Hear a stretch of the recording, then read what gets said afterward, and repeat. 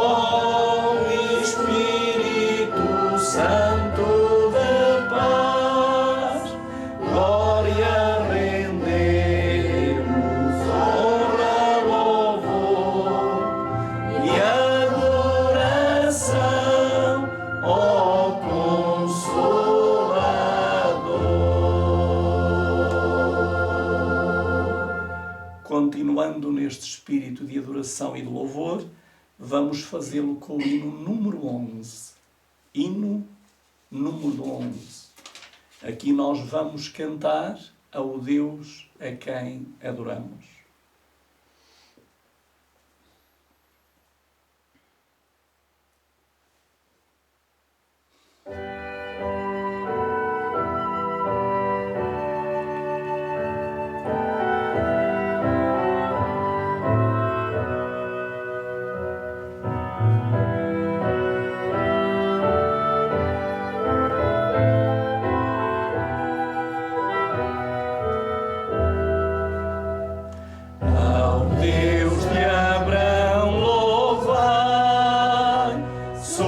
Supremo Cristo.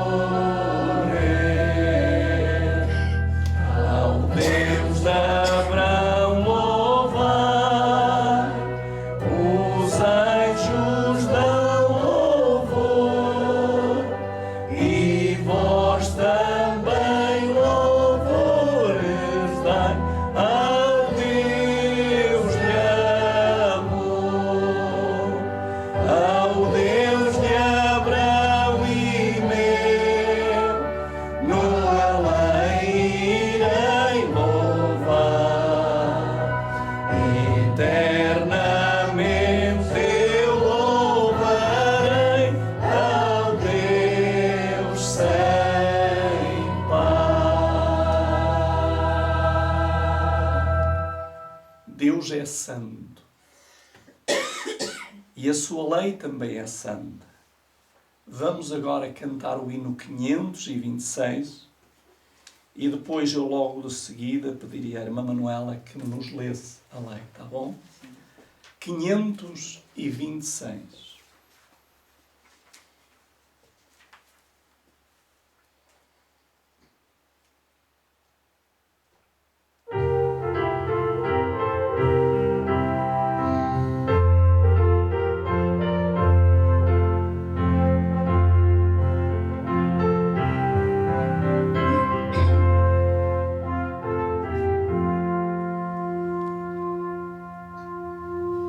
Sábia, justa, santa e pura é a lei do meu Senhor, que corrige a vida impura do perdido pecador.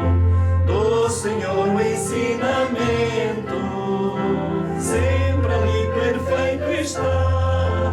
É tão rica que em seus ensinos e conselhos santos dá. Do Senhor os bons conselhos, justos e benignos são. Neles vejo quais espelhos, quanto é mau meu coração. Mais que o sol resplandecente, os preceitos do Senhor iluminam nossa mente com divino resplendor.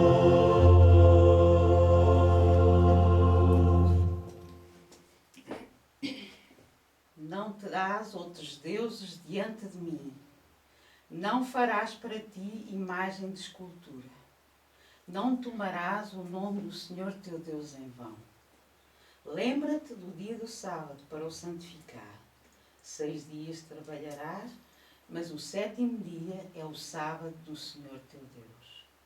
Honra a teu pai e a tua mãe. Não matarás, não adulterarás, não furtarás, não dirás falso testemunho contra o teu próximo. Não cobiçarás coisa alguma do teu próximo.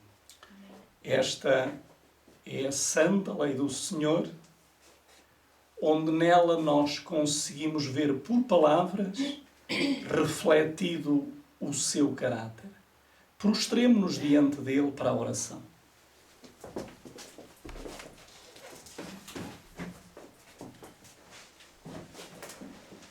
Pai nosso que estais no céu, santificado seja o teu nome. Ele é santo, o teu trono é santo, a tua lei é santa. E tu também requeres, Senhor, de cada um dos teus filhos a santidade. Por isso aqui estamos, Senhor, nesta hora, para permitir que a obra da santificação que é realizada por teu Santo Espírito continue a ser efetuada em cada uma das nossas vidas, até que essa santificação atinja o alvo do nosso Deus. Amorável Pai, nós estamos aqui. Tu conheces a nossa vida. Não podemos esconder nada diante de Ti. Porque a nossa vida é um livro aberto diante dos Teus olhos. Pedimos-te, Pai, também por aqueles e por aquelas que nos irão visualizar através desta mensagem. Fala com eles. Pleiteia com as suas vidas. Para que no fim da mensagem ser ouvida, decisões sejam tomadas até à tua volta. Pedimos-te, querido Deus, também por aqueles que nós aqui representamos. Sentimos grande tristeza na alma, Senhor. Mas tu sabes que nestes dias estamos clamando de uma forma poderosa para que tu os salves e os livres da condenação eterna. Vem ficar connosco, ajuda-nos para que nada nos distraia nesta hora e que o teu Espírito seja o dono e Senhor da nossa vida e que durante os momentos que nós vamos aqui passar não impeçamos o repouso de Deus se manifestar em cada um de nós. Por Cristo Jesus, o Senhor e Salvador. Amém.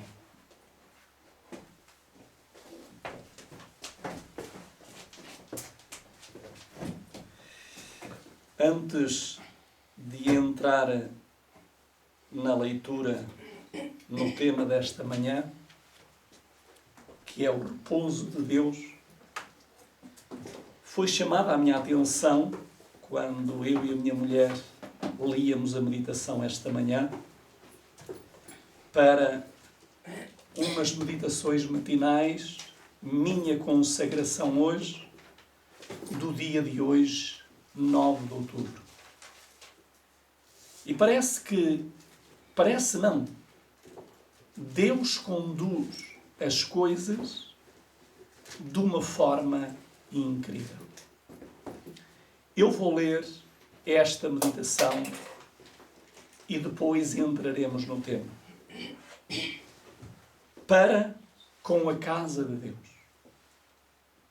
Guardareis os meus sábados e o meu santuário reverenciareis. Eu sou o Senhor. Levítico 19:30. Deus é sublime e santo. E a alma crente e humilde sua casa na terra. E ela é desculpem. Deus é sublime e santo. E a alma crente e humilde sua casa na terra. O lugar em que seu povo se reúne para a adoração é como a porta do céu. O cântico de louvor e as palavras preferidas pelos ministros de Cristo são os meios indicados por Deus para preparar um povo para a igreja lá de cima, para aquela mais elevada adoração. Quando os crentes penetram na casa do culto, devem guardar a devida compostura e tomar silenciosamente o seu lugar. Conversas vulgares, cochichos e risos não devem ser permitidos na casa de culto, nem antes, nem depois do serviço. Uma ardente e profunda piedade deve caracterizar todos os adoradores.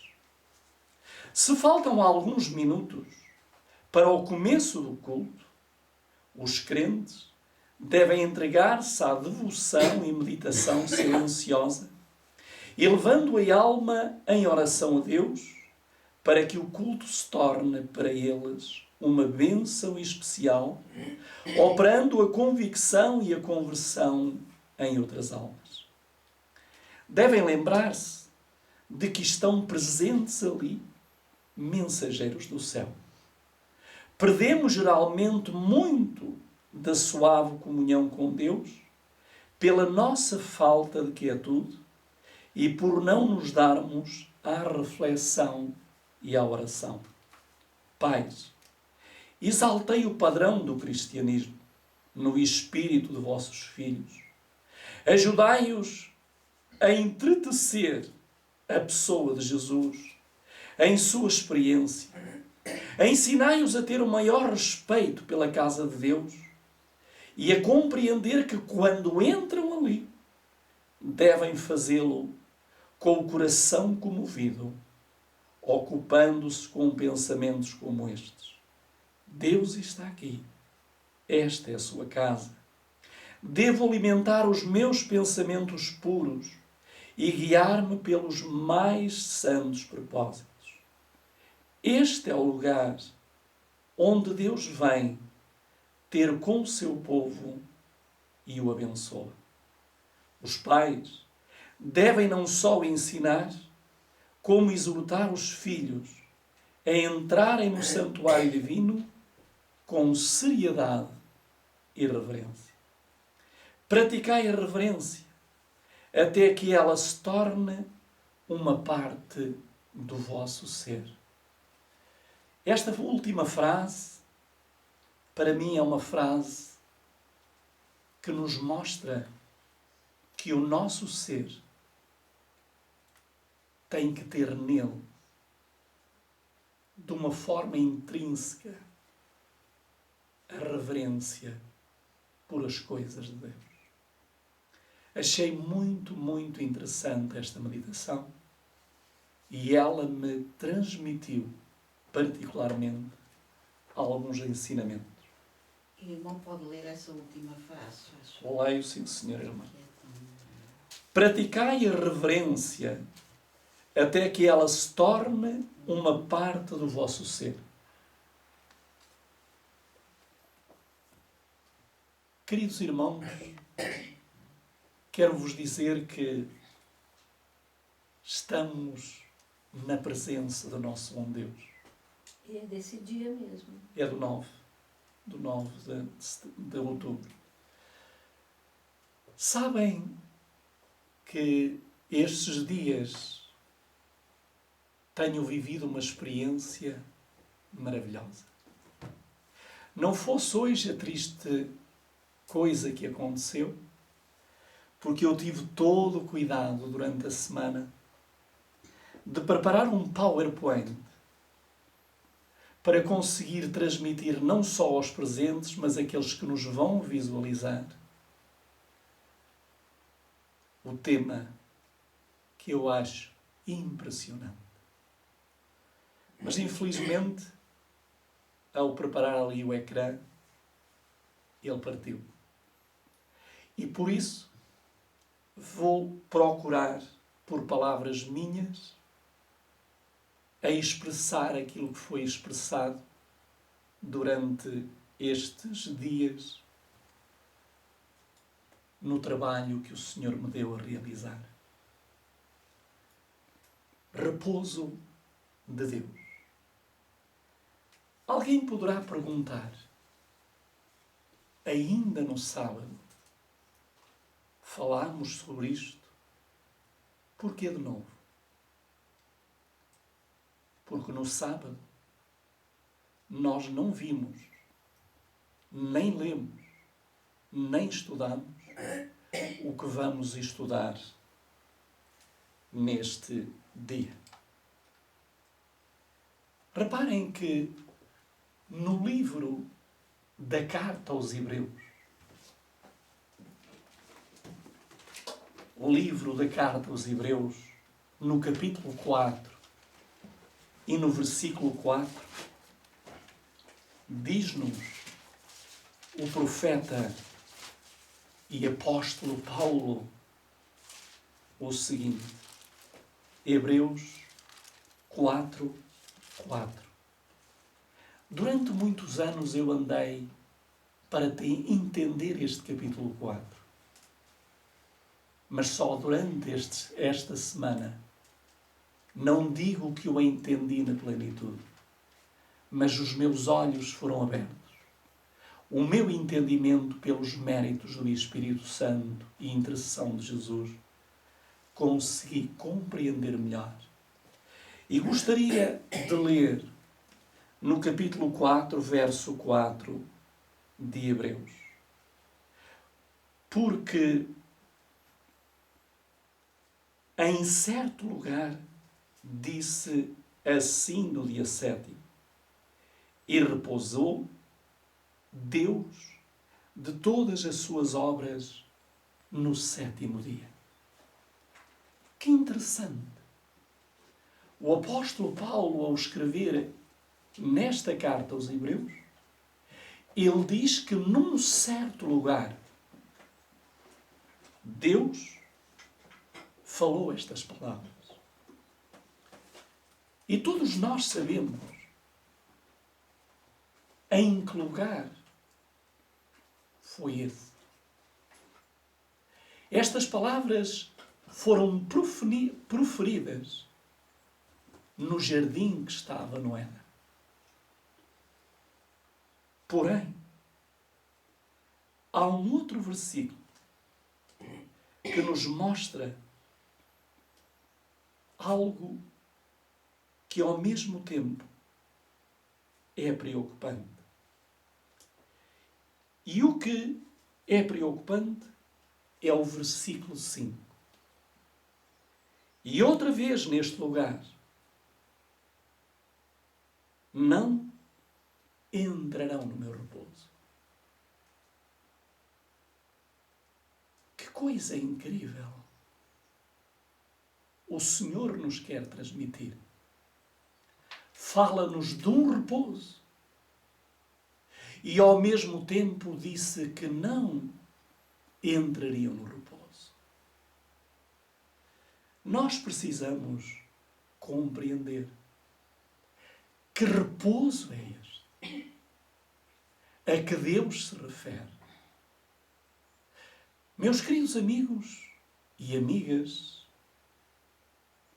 este repouso a que o apóstolo Paulo se está a referir não pode ser, com certeza, o sábado, o dia do Senhor. Gostaria de ler convosco mais uma passagem agora no Velho Testamento, no livro dos Salmos. E vamos ver no capítulo 95, verso 8, a razão porque o povo de Deus não entrou, como Deus havia dito, no repouso. No versículo 5, aliás, no capítulo 95 e no versículo 8, vamos ver o que nos diz. Não endureçais os vossos corações, assim como na provocação e como no dia da tentação no deserto, quando vossos pais me tentaram, me provaram e viram a minha obra. 40 anos estive desgostado com esta geração. É um povo que erra de coração e não tem conhecido os meus caminhos. Quem disse estas palavras? Com certeza o salmista. Mas inspirado por quem? Pelo próprio Deus. E nós vamos descobrir aqui algo que nos vai mostrar o porquê de não haverem entrado no dito repouso de Deus. E como eu vos digo, este repouso de Deus não pode ser o sábado de Jeová. Porque nós sabemos que no sábado houve momentos, tempos, em que o próprio povo repousou e santificou esse dia. Então o que nós precisamos entender é que repouso é este. Mas eu gostaria de mostrar-vos e destacar neste verso que nós acabamos de ler, ou nestes versos, duas coisas que impediram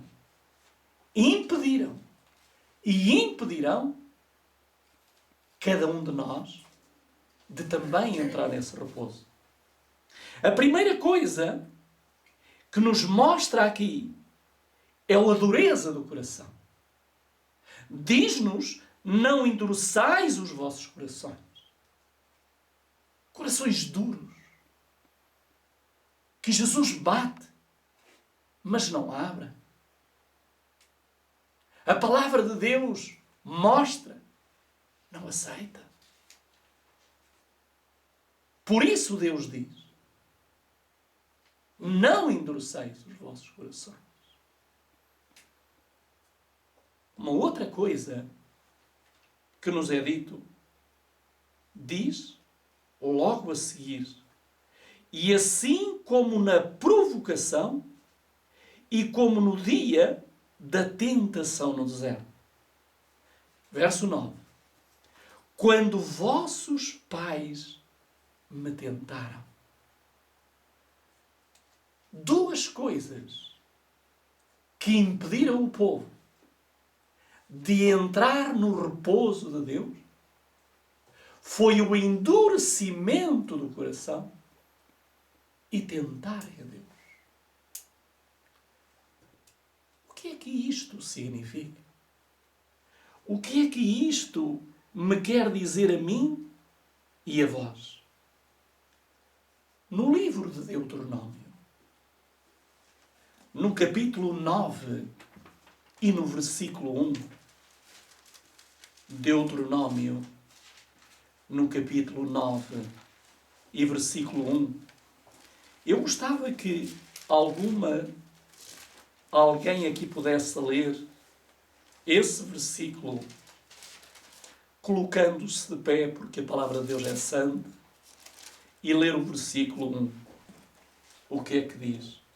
Ouve, ó Israel, hoje passarás o Jordão para entrares a possuir nações maiores e mais fortes do que tu, cidades grandes e moradas até os céus. Reparem que promessa! Quando o povo agora está em peregrinação pelo deserto, Deus fala com o povo. E o que é que ele diz a Israel? Ouve. Está atento. Porque hoje passarás o Jordão para entrares a possuir nações maiores e mais fortes do que tu. Quando o homem está atento com Deus, Deus vai ajudá-lo nas conquistas. Deus vai ajudá-lo a alcançar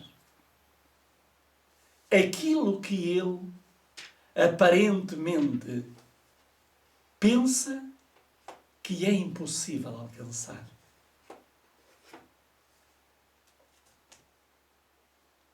Até ao final da próxima semana, eu irei ver realizado neste lugar um milagre do impossível. Nós vamos ver acontecer um milagre que aos olhos humanos será impossível. Deuteronômio, no versículo 5 agora, vai nos mostrar algo que eu tenho que me convencer quando conquisto ou consigo alguma coisa na vida. E Deus vai mostrar que não é mérito nosso. E no versículo 5 diz: não é por causa da tua justiça, nem pela retidão do teu coração, que entras a possuir a sua terra, mas pela impiedade destas nações, o Senhor teu Deus lança fora de diante de ti, e para confirmar a palavra que o Senhor jurou a teus pais, Abraão, Isaque e a Jacó. Deus quis fazer sentir a Israel que as conquistas ao longo do trajeto na peregrinação do deserto não eram conquistas pelos méritos de qualquer um daqueles homens e mulheres que peregrinavam. Meus queridos amigos, nós precisamos meter isto na nossa mente. Quão importante é que Deus escreva com um ponteiro de bronze nos nossos neurónios que as conquistas que vão acontecendo ao longo da vida não é por nosso mérito. Deus diz, eu vou-vos dar esta terra, mas não é por vosso mérito. É por causa da iniquidade deles. Porque eles pecaram. Porque eles transgrediram. Eu vou-lhe tirar a terra e vou dar a vocês. Mas leiamos. Poderíamos ler todo o capítulo. Mas vamos agora ler o versículo 29. Deus diz, todavia são eles o teu povo, e a tua herança, que tirastes com a tua grande força e com o teu braço estendido. Portanto, vimos que Moisés, apesar de tudo, ele pleiteia com Deus. Grande amigo do povo Moisés. Oh, grande Moisés. Um homem manso, mas um homem que amava, desde o mais velho até a humilde criança. E ele pleiteia com Deus e diz, Senhor, mas é o teu povo. Eles não merecem, mas é o teu povo. E é verdade. Nós nada merecemos. Mas Moisés disse uma verdade.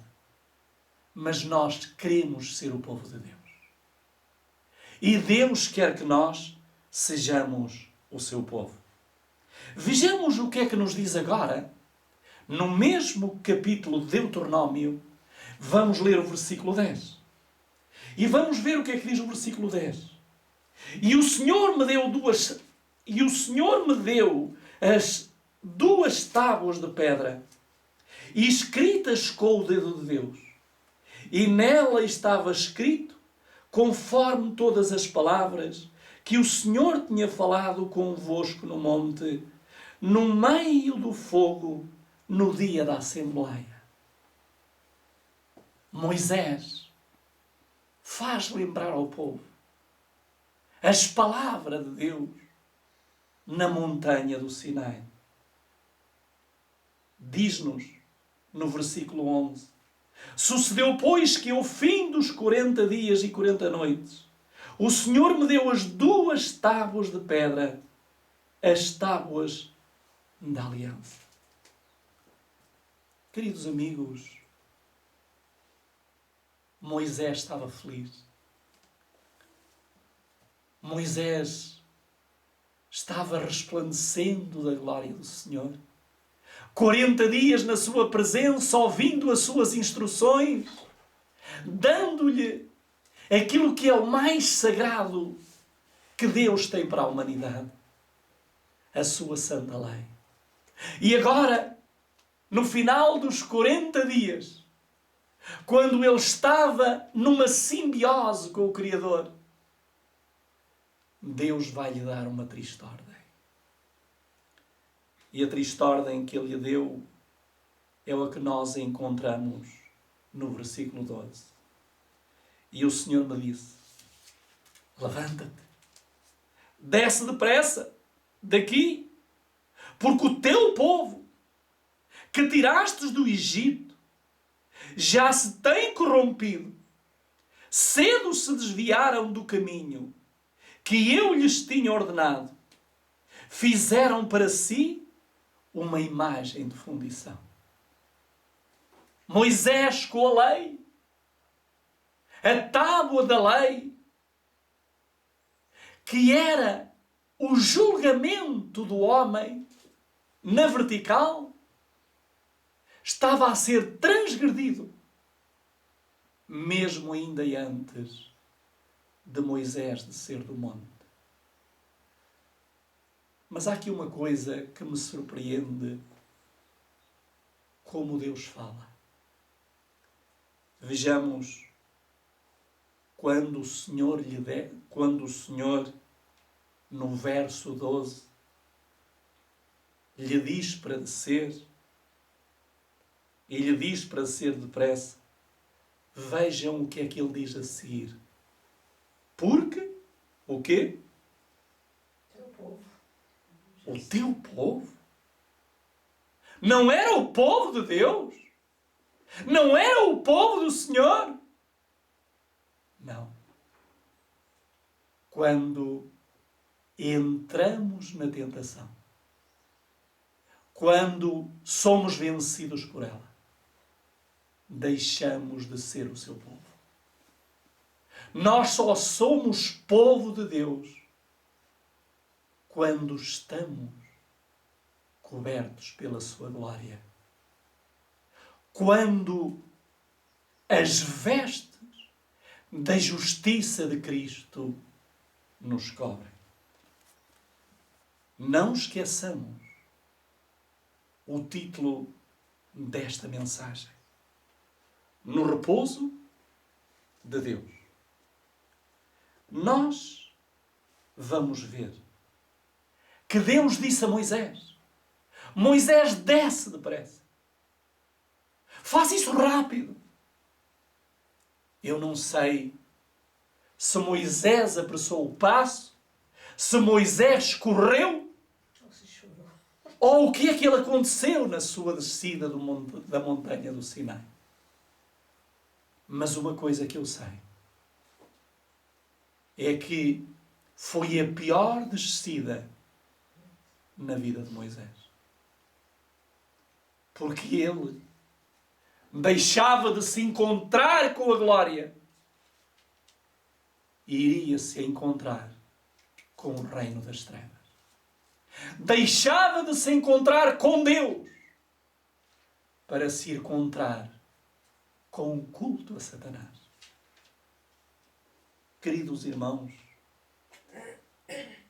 eu, quando leio estas palavras, muitas vezes me perguntava: isso é história lá atrás? Isso já não existe mais hoje? Hoje já não existe bezerro de ouro. Deixem-me ler o que diz a mensageira do Senhor no livro Patriarcas e Profetas, na página 324. E nós vamos ver porque é que eles fizeram o bezerro de ouro. O que é que os levou a fazer o bezerro de ouro? E é terrível. É terrível porque a irmã White, nesta passagem, ela diz assim: a ausência de Moisés foi um tempo de espera e apreensão para Israel. O povo sabia que ele subira ao monte com Josué e havia entrado na nuvem de densas trevas que podia ser visto na planície abaixo, repousando sobre o pico da montanha, iluminado de quando em quando, em que pelos relâmpagos da presença divina. E esperavam ansiosamente a sua volta. Acostumados, como tinham estado no Egito, com as representações materiais da divindade, fora-lhes difícil confiar em um ser invisível. E tinham vindo a depender de Moisés para lhe sustentar a fé. Eu quero ressalvar, sublinhar esta frase. Diz que eles tinham vindo a depender de Moisés para lhe sustentar a fé.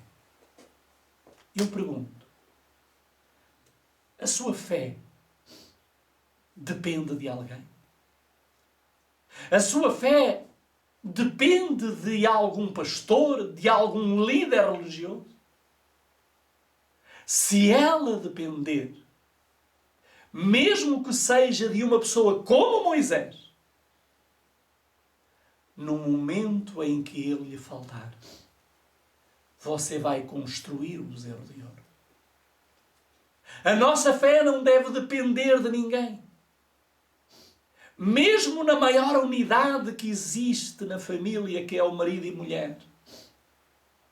A mulher não deve estar dependente do marido, nem o marido deve estar dependente da mulher. Este foi o grande erro de Moisés. Enquanto eles andavam com Moisés, obedeciam porque Moisés via.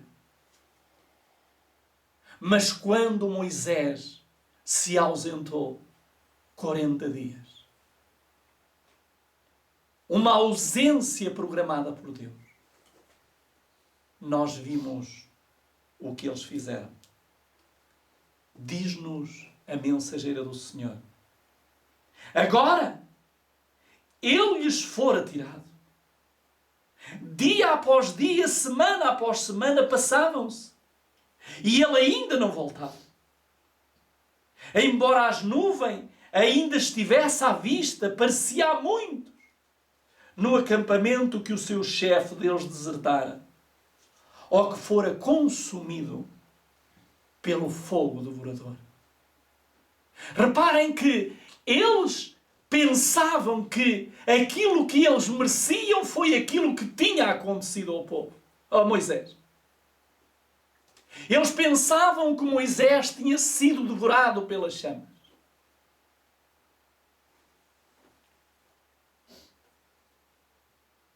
Mas sabem uma coisa? Sabem quem foi os culpados de tudo isto? Quem foi os culpados, os principais cabecilhas para a construção do bezerro de ouro? Vamos para o livro de Números. No capítulo 11 de Números, no versículo 4, nós vamos ver quem foram os principais culpados. Números 11, versículo 4, que diz assim: e o vulgo que estava no meio deles veio a ter grande desejo, pelo que os filhos de Israel tornaram a chorar e disseram: quem nos dará carne a comer? Quem foram os principais culpados? Os estrangeiros, os egípcios, que se infiltraram por meio de Satanás no meio do povo, para levar o povo a construir o bezerro. Meus queridos amigos, minhas queridas amigas, hoje precisamos ter mais do que nunca cuidado com quem se está infiltrando no meio de nós. E sabem que nestes últimos dias eu tenho estado muito atento. Muito cuidado. Muito cuidado, porque o inimigo está a infiltrar. E essas pessoas vão ter influência para a construção do bezerro.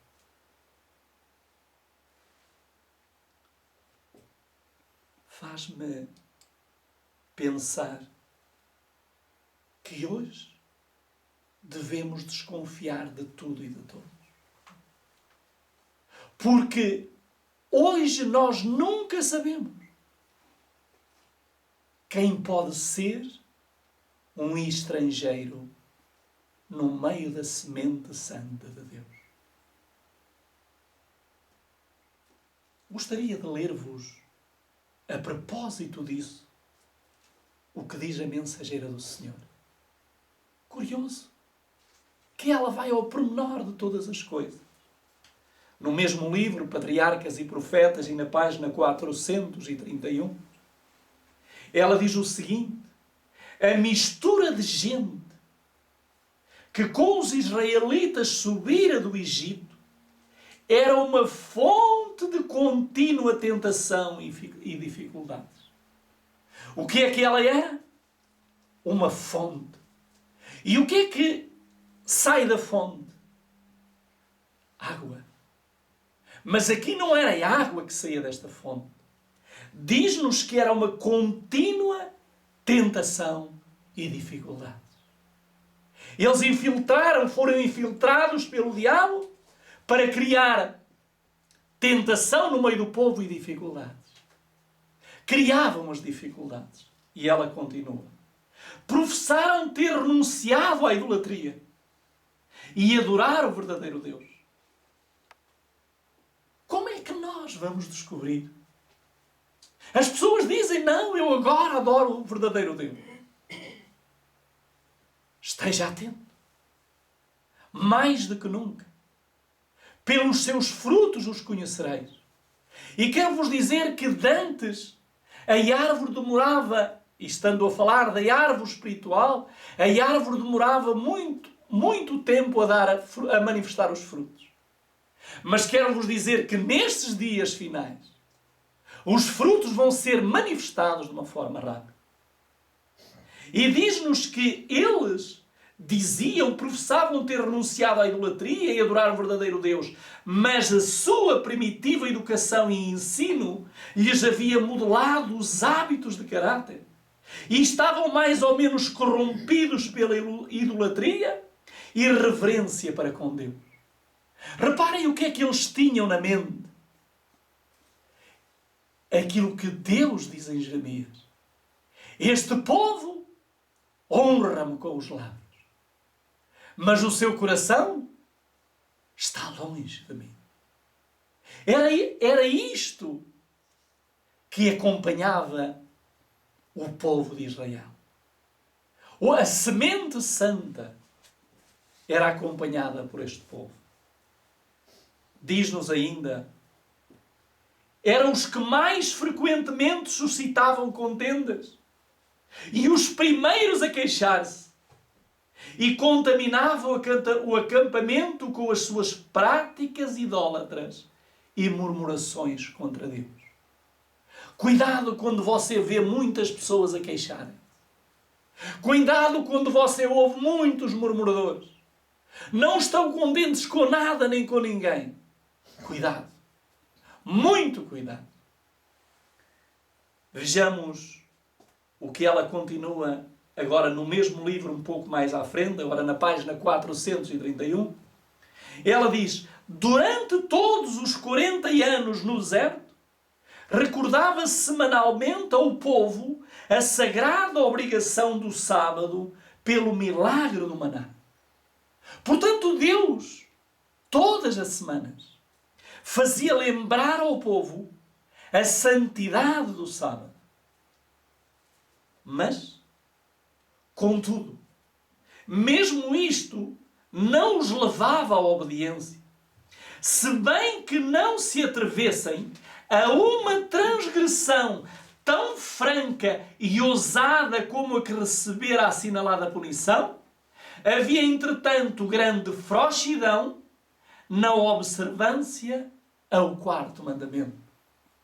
Reparem que isto que eu acabei de ler, que não são palavras minhas, são palavras da autora Ellen White, ela diz que, se bem que não se atrevessem a uma transgressão tão franca e ousada com que recebera a assinalada punição, porque vocês sabem que naquela altura quem transgredia o sábado era morto por apedrejamento.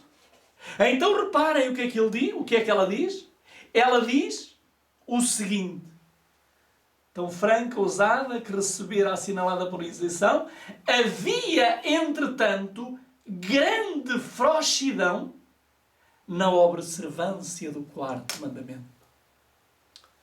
Retenhamos esta palavra frouxidão. O que é que quer dizer a palavra frouxidão? Quem não faz o que deveria fazer é frouxo, deixar andar. A palavra frouxidão é uma palavra que por nós podemos arranjar um outro sinónimo. Desleixo. É uma pessoa que sabe que deve ser assim, mas não está preocupado que seja assim. Vou continuar a ler.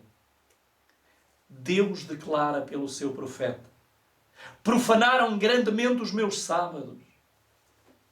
E isto se conta entre as razões para a exclusão da primeira geração da terra prometida. Ou seja, a primeira razão de não entrarem no repouso de Deus na terra prometida foi a transgressão do sábado. Oh, meus amados, eu penso que isto deve ser uma lição para mim. E deve ser uma lição para cada um de vós. A forma de santificar o sábado de uma forma frouxa vai impedir-nos de entrar no repouso de Deus. Tal foi a negligência do sábado durante 40 anos de vaqueação que, embora Deus os não impedisse de entrar em Canaã, declarou que deveriam ser espalhados entre os gentios depois do estabelecimento da terra prometida. Deus é misericordioso. Deus, quando eles transgrediram, não lhe disse logo que não iriam entrar. Deus deu-lhe tempo para que eles abrissem os olhos. Oh, meus queridos irmãos, eu hoje tenho pensado muito. Se eu tivesse morrido há 10 anos, não entraria na terra prometida. E isto tem sido uma angústia para a minha alma. Por isso Deus está-nos a deixar viver estes últimos dias, para não ficarmos pelo deserto deste mundo. Vamos então ver as rebeliões do deserto. E agora notem que Deus não só qualifica, mas quantifica as rebeliões do deserto. Porque nós vimos que o povo fez coisas terríveis. Mas não olhemos para o povo, para este povo, de uma maneira descabida. Sabem porquê? Porque nós não somos melhores que eles. Nós temos a experiência de um povo. Eles não tiveram a experiência de ninguém. Nós temos a experiência do deserto de 40 anos. Eles nunca tinham estado nem visto ninguém no deserto. Gostaria que nós pudéssemos abrir agora a Bíblia no livro do profeta Amós. Que mensagem Deus tem nesse livro. Falta-nos tempo para nós podermos passar horas.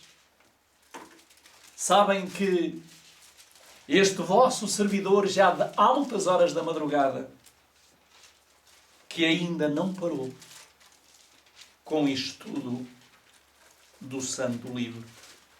Vamos então para o livro de Amós e vamos para o capítulo 2 de Amós, e eu gostaria que alguém me lesse o que diz o versículo 4. Amós, capítulo 2, versículo 4. Quem quer ler? Assim diz o Senhor: por 3 transgressões de Judá e por 4 não retirarei o castigo, porque rejeitaram a lei do Senhor e não guardaram os seus estatutos. Antes se deixaram enganar por suas próprias mentiras. Agora o verso 6, irmã Manuela. Assim diz o Senhor: por 3 transgressões de Israel e por 4 não retirarei o castigo, porque vendem o justo por dinheiro e o necessitado por um par de sapatos. Reparem, obrigado, irmã, por quantas transgressões diz-nos aqui o profeta. Por 3 transgressões de Judá e por 3 transgressões de Israel. E por 4. Mas reparem que nós vamos precisar entender quais são essas 3 tentações que impediram o povo de entrar na terra prometida. 3 tentações. E, queridos irmãos e amigos, isto é do mais profundo. E sabem que essas mesmas 3 tentações são aquelas que irão impedir o povo que está a peregrinar no deserto deste mundo de entrar na Canaã celeste. Vamos então ver uma por uma. Vamos primeiro ver qual foi a primeira tentação. E quero vos dizer que essas 3 tentações também foram colocadas diante de Jesus. E isto nós precisamos entender. Primeira tentação. Nós encontramos-la no livro de Êxodo, no capítulo 16 e no versículo 3. Primeira tentação. Capítulo 16, versículo 3. Diz o seguinte: E os filhos de Israel disseram-lhes: Quem dera tivéssemos morrido por mão do Senhor na terra do Egito, quando estávamos sentados junto às panelas de carne, quando comíamos pão até fartar, porque nos tendes trazido a este deserto para matardes de fome a toda esta multidão. Então a primeira tentação, apetite. A primeira tentação que vai impedir o povo de entrar na terra prometida é o apetite. Quem nos dera estarmos no Egito. Nós nem sequer nos importaríamos que Deus nos matasse lá, mas pelo menos que comêssemos o que nós queríamos, que não houvesse impedimento. Terrível esta tentação. O apetite. Satanás chegou-se junto de Jesus e lhe disse: Se és o Filho de Deus, transforma estas pedras em pão. Apetite. Só que existe uma diferença entre Jesus e o povo e cada um de nós. Jesus resistiu ao apetite. E nós cedemos ao apetite. Quantas vezes nós já tivemos aquela expressão, e eu também já o fiz várias vezes: uma vez ou outra isso não faz mal. Apetite. Quem está a dominar? Apetite. Mas vamos ler algo mais. Aonde nos leva o apetite? Agora no livro de Números, no capítulo 11, versículo 4. Em plena peregrinação do deserto, vamos ver o que nos diz a palavra do grande Eu Sou. Diz-nos: E o vulgo que estava no meio deles veio a ter grande desejo, pelo que os filhos de Israel tornaram a chorar e disseram: Quem nos dará carne a comer? O que é que nós vimos? Apetite. Um apetite desenfreado. Quando Deus queria fazer uma reforma em cada uma das suas vidas. Mas com aquilo que Deus quis fazer uma reforma no corpo destas pessoas. Agora no capítulo 20 e no versículo 5, vamos ver o que é que o povo tem coragem de dizer a Deus e a Moisés? Diz-nos aqui no versículo 5: e o povo falou contra Deus e contra Moisés, porque nos fizeste subir do Egito, para que morrêssemos neste deserto, pois aqui nem pão nem água há, e a nossa alma tem fastio deste pão vil. Até me arrepio a falar disto. É o capítulo 21, versículo 5. 21, versículo 5. Meus queridos irmãos, como você considera as coisas naturais de Deus? Você prefere as coisas transformadas de que as naturais? A revolta era grande. Eles dizem: estamos cansados. Não temos pão, não temos nada aqui, só este pão vil.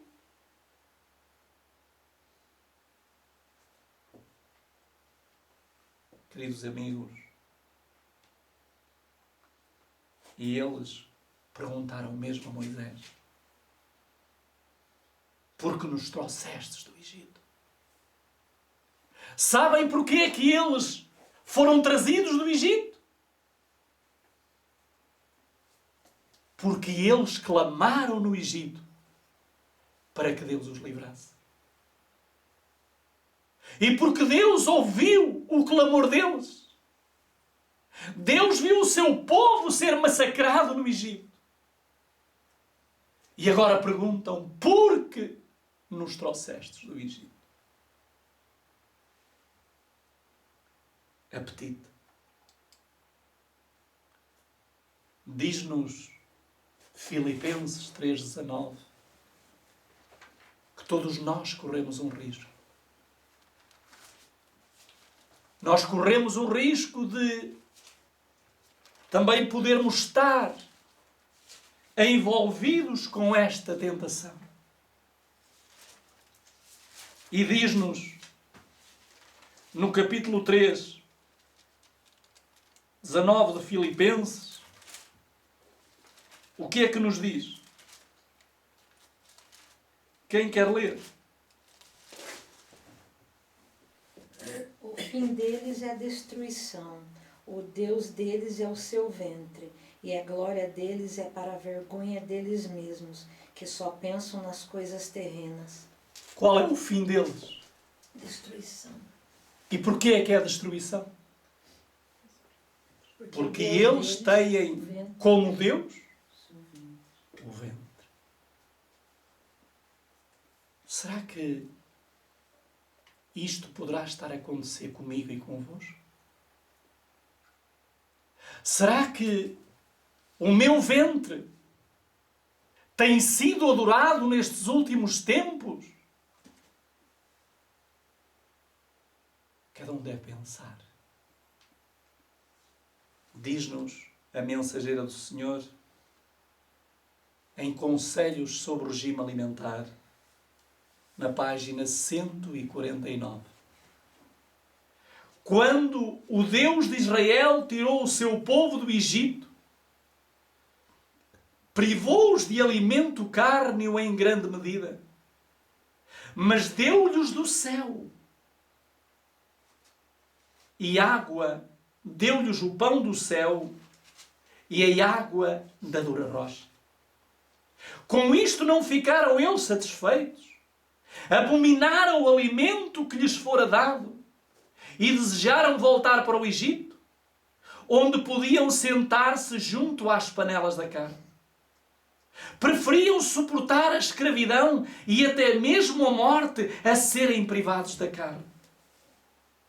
Deus lhe satisfez o desejo, dando-lhe carne e deixando-os comerem-na, até que a sua glutonaria gerou uma praga, em consequência da qual muitos morreram. Diz ela, na página 150 do mesmo livro: o primeiro grande mal foi a intemperança no comer e no beber. Homens e mulheres têm-se tornado escravos do apetite. São intemperantes no trabalho. Grande quantidade de trabalho árduo é efetuado para obter para as suas mesas alimentos que causam grande dano ao organismo, já sobrecarregado. Mulheres passam grande parte do seu tempo inclinadas sobre um fogão aquecido, preparando o alimento altamente adubado com condimentos que satisfazem o seu paladar.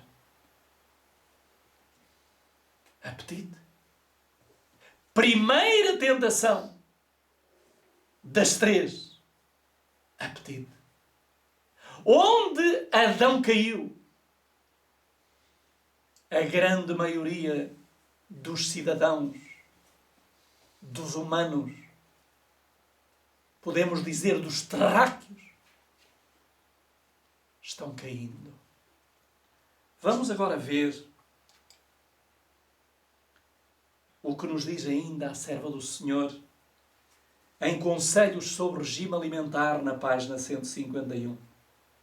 Ela diz: de todas as lições a serem aprendidas da primeira grande tentação do Nosso Senhor, nenhuma é mais importante do que a que diz respeito ao controlo dos apetites e paixões. Então, qual é aquela que nós devemos ter como mais importante de todas as tentações? O apetite. Em todos os séculos, as tentações mais atraentes à natureza física têm sido mais bem-sucedida em corromper e degradar a humanidade. Agora notem. Satanás opera por meio da intemperança para destruir as faculdades mentais e morais concedidas por Deus ao homem como inestimável dom. O que é que Satanás faz? Ele opera por meio de quê? Da intemperança. E a intemperança é o pecado do apetite. E diz, assim, portanto, Satanás trabalha e ela continua, assim se torna impossível ao homem apreciar as coisas de valor eterno. Porquê é que as pessoas não estão a apreciar as coisas de valor eterno? A mente está obstruída. O apetite é venerado e adorado na vida de todos. Bom, se o primeiro pecado dos três de Amós foi o apetite, então qual será o segundo pecado? E como disse, esse pecado foi apresentado também a Jesus. Então, no livro, na 1 aos Coríntios, capítulo 10, verso 7, vai nos dizer qual é o segundo pecado que impediu o povo de Israel de entrar na terra prometida e vai impedir o povo que peregrina neste deserto de entrar na Cana Celeste. 1 aos Coríntios, capítulo 10, e vamos ler o versículo 7. 10 e versículo 7. E o que é que diz o versículo 7? Diz assim: não vos façais, pois, idólatras, como alguns deles, conforme está escrito.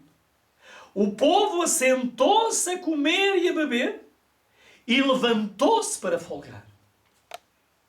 Qual é o segundo pecado? A idolatria. E Deus diz: não vos façais idólatras. Ah, mas irmão, mas eu não tenho imagens. Eu não tenho bezerros de ouro. Não. Mas você pode ter o Deus ventre, como eles tinham. Eles prestavam adoração ao Deus ventre, satisfazendo o desejo do Deus ventre. Diz que eles, o povo, assentou-se a comer e a beber e levantou-se para folgar. Deixem-me ler-vos outra passagem. Na minha diz se divertiu. Se divertiu. Deixe-me ler outra passagem que agora temos em Êxodo, no capítulo 32, versos 5 e 6. Estamos a falar de idolatria. 32, vamos ler o versículo 5 e 6, que diz assim: E quando Arão o viu, construiu um altar diante dele. E Arão fez uma proclamação e disse: Amanhã é festa ao Senhor. E eles se levantaram cedo no dia seguinte e ofereceram ofertas queimadas e trouxeram ofertas pacíficas. E o povo assentou-se para comer e beber e se levantou para festejar. Gostaria de destacar aqui 3 frases. A primeira é que o Arão, o irmão de Moisés, aquele que tinha visto as grandes coisas de Deus se realizar, ele agora, no fim de ver o bezerro de ouro, ele diz que construiu um altar para o bezerro. E ele disse ao povo: amanhã é festa. Festa a quem? Diz Arão: ao Senhor. Como se atreveu Arão a dizer também as palavras? Tamanha loucura. Como é que Deus se poderia aceitar uma festa onde os mandamentos da sua lei, o primeiro, o segundo, estavam sendo transgredidos? Mas, meus queridos irmãos e amigos, vocês sabem que estamos vivendo num povo, no meio de um povo hoje, numa sociedade em que a lei de Deus está a ser calcada a pés e há festa no meio do povo. Porém,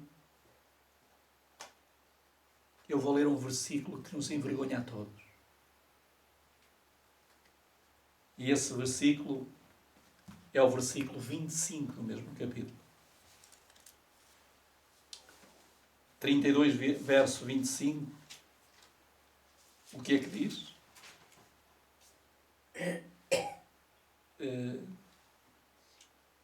Esperem que há aqui um erro da minha parte. Penso que não é esse. Exatamente, é o 25. E vendo Moisés que o povo estava aqui, festa, com pessoas despidas.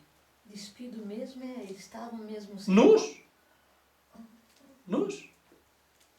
E o que é que eles estavam a fazer?